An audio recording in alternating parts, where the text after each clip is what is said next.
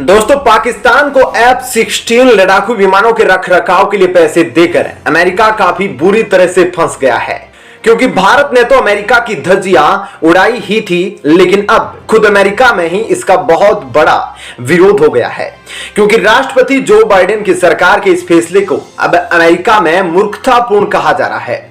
और असली बवाल तो तब हुआ जब अमेरिका के विदेश मंत्री एंटनी ब्लिंकन ने फैसले को सही बताते हुए कहा कि पाकिस्तान ने उनसे वादा किया है कि वह उस पैसे का इस्तेमाल आतंकवादी समूह के खिलाफ करेगा। मतलब पाकिस्तान ने कहा और अमेरिका ने यह मान लिया। ऐसे में आगे जाके इससे अमेरिका को काफी बड़ा नुकसान झेलना पड़ेगा। तो दोस्तों, आप सोच रहे होंगे कि अमेरिका को इसकी क्या कीमत चुकानी पड़ेगी और इससे भारत को क्या फायदा होगा। तो आज हम आपको इस वीडियो में इन्हीं सब चीजों के बारे में बताने वाले हैं। साथ ही आपको यह भी बताने वाले हैं कि पाकिस्तान असल में अमेरिका के द्वारा दिए गए पैसों का इस्तेमाल किस जगह पर करने वाला है। लेकिन उससे पहले आप हमें कमेंट करके इस बारे में जरूर बताइएगा कि अमेरिका को अपने इस फैसले की वजह से आगे क्या अंजाम भुगतने पड़ेंगे। तो चलिए अब देखते हैं पूरी खबर विस्तार से। दोस्तों, दरअसल एक्सपर्ट का यह कहना है कि पाकिस्तान में एक अलग तरह के षड्यंत्र की तैयारी चल रही है और यह बताया जा रहा है कि पाकिस्तान अपनी वायुसेना का इस्तेमाल बलूचिस्तान में अपने खिलाफ हो रहे विरोध प्रदर्शन को कुचलने के लिए करेगा। ऐसे में पाकिस्तान अब अगर अमेरिका की इस मदद का इस्तेमाल बलूचों के खिलाफ करता है तो बवाल मच जाएगा। ऐसे में अमेरिका ने पाकिस्तान की मदद करके वह गलती कर दी है जिसका फायदा आगे आने वाले समय में भारत को मिलना तय है। अब आपको बताते हैं कि आखिर इस वक्त पाकिस्तान के शैतानी दिमाग में क्या चल रहा है। आपको बता दें कि पाकिस्तान को अमेरिका ने F-16 बेड़े को अपग्रेड करने के लिए $450 मिलियन की मदद दी है, जिस पाकिस्तान ने कहा कि वह इन फाइटर जेट्स का इस्तेमाल आतंकवाद के खिलाफ करेगा और अमेरिका ने भी इसे मान लिया। लेकिन ऐसा मुमकिन नहीं है। दोस्तों, पाकिस्तान इन फाइटर जेट्स का इस्तेमाल अल-कायदा, लश्कर-ए-तैयबा और जैश-ए-मोहम्मद जैसे इन बड़े आतंकवादी संगठनों के खिलाफ करेगा जो लाहौर, रावलपिंडी, पेशावर या कराची से आतंक का अपना कारोबार पूरी दुनिया में चला रहे हैं। ऐसे में सवाल यह उठता है कि पाकिस्तान को F-16 फाइटर जेट किन आतंकवादियों के खिलाफ इस्तेमाल करने चाहिए। ऐसे में यह आशंका है कि वह इनको बलूचों और पश्तूनों के खिलाफ इस्तेमाल करेगा, क्योंकि बलूचिस्तान की जनता लंबे अरसे से पाकिस्तान के दमन के खिलाफ आंदोलन चला रही है और पाकिस्तान ने उनके ऊपर हेलीकॉप्टर, गनशिप, टैंक, आर्टिलरी और हर तरह का हथियार इस्तेमाल कर लिया। लेकिन बलूचों का मनोबल नहीं तोड़ा जा सका, बल्कि पाकिस्तान के हजारों सैनिक बलूचिस्तान में मारे जा चुके हैं और इन दोनों के खिलाफ चलने वाली कार्रवाई में पाकिस्तान खुद मानता है कि उसके 80,000 से भी ज्यादा सैनिक मारे जा चुके हैं।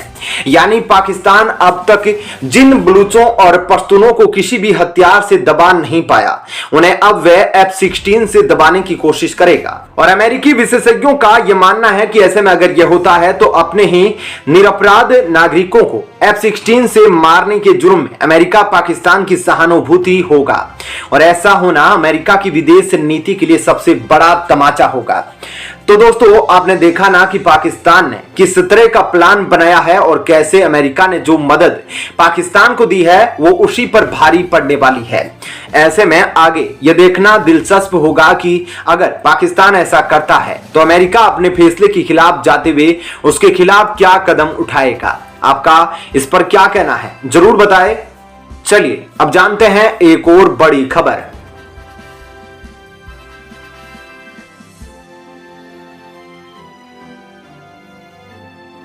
दोस्तों, आजकल पाकिस्तान बाढ़ की तस्वीरें दिखाकर दुनिया भर से चंदा मांगने में लगा हुआ है और इसी क्रम में पाकिस्तान जर्मनी से भी 10 मिलियन यूरो का चंदा लेने पहुंच गया।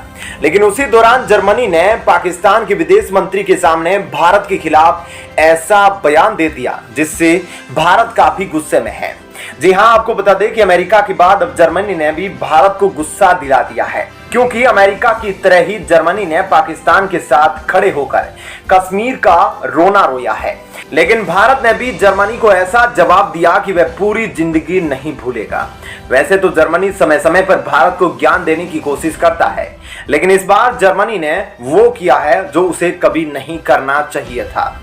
ऐसे में आप सोच रहे होंगे कि आखिर जर्मनी ने भारत के खिलाफ ऐसा क्या बयान दिया है और जवाब में भारत ने उसे क्या कहा है। तो आज हम आपको इस वीडियो में इन्हीं सब बातों के बारे में विस्तार से बताने वाले हैं।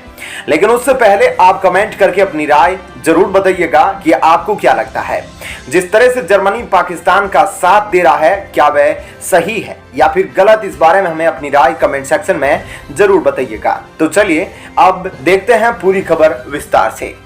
दोस्तों, आपको बता दें कि जर्मनी की विदेश मंत्री ने कहा कि उनका देश कश्मीर के मुद्दे पर संयुक्त राष्ट्र की भूमिका की मांग करता है। और जर्मनी की विदेश मंत्री ने यह बात पाकिस्तान के विदेश मंत्री बिलावल भुट्टो के साथ एक प्रेस कॉन्फ्रेंस के दौरान कही। ऐसे में कश्मीर पर बयान देकर जर्मनी ने भारत के आंतरिक मामलों में दखलंदाजी की है। और इस दौरान बिलावल भुट्टो ने भी कश्मीर में मानवाधिकारों के उल्लंघन का वही घिसा पीटा दावा दोहराया। और हैरानी की बात तो यह है कि चीन खुलेआम उइगर मुसलमानों के साथ बर्बरता कर रहा है, लेकिन पाकिस्तान उस पर खामोश होकर चलने वालों को ही धोखा देता है। लेकिन जर्मन विदेश मंत्री के कश्मीर पर दिए गए बयान पर भारत ने भी जवाब देने में देर नहीं की। और ऐसे में भारत ने कहा कि कश्मीर हमारा आपसी मामला है और इसमें थर्ड पार्टी का कोई रोल नहीं है। भारतीय विदेश मंत्रालय के प्रवक्ता अरिंदम बागची ने जर्मनी की विदेश मंत्री को आईना दिखाते हुए कहा कि ग्लोबल कम्युनिटी की अंतर्राष्ट्रीय आतंकवाद को खत्म करने की जिम्मेदारी है। जम्मू कश्मीर में दशकों से इस तरह के आतंकवादी हमले हो रहे हैं और जो अभी तक जारी है। भारत ने कड़ा संदेश देते हुए कहा कि पाकिस्तान के साथ बातचीत के दौरान जर्मनी को आतंकवाद का मुद्दा उठाना चाहिए था। इसके साथ ही भारत ने यह भी कहा कि कश्मीर में आतंकवाद की वजह से कई लोग मारे गए, लेकिन जर्मनी ने इस बारे में कोई बात नहीं की। भारत ने भी कहा कि जिस समय संयुक्त राष्ट्र सुरक्षा परिषद 26/11 मुंबई हमलों में शामिल पाकिस्तान स्थित आतंकवादियों की तलाश कर रही है, ठीक उसी समय जर्मनी पाकिस्तान के बहकावे में आकर कश्मीर के बारे में गैर जिम्मेदाराना बयान दे रहा है। भारत ने कहा कि जब कोई देश स्वार्थ और मतभेद के कारण इस तरह के खतरों को नजरअंदाज कर देता है तो वह आतंकवाद के शिकार हुए लोगों के साथ घोर अन्याय करता है। बहरहाल आपको बता दें कि एक्सपर्ट का यह मानना है कि अमेरिका की तरह ही जर्मनी भी भारत और उसके संबंधों की वजह से परेशान है और इसी वजह से जर्मनी इस तरह के बयान देकर भारत पर दबाव बना रहा है। लेकिन हैरानी की बात तो यह है कि जिस समय जर्मनी ने कश्मीर में धारा 370 हटाने वाली भारत सरकार के फैसले का समर्थन किया था, अब वही जर्मनी अचानक कश्मीर के मुद्दे पर पलट गया है।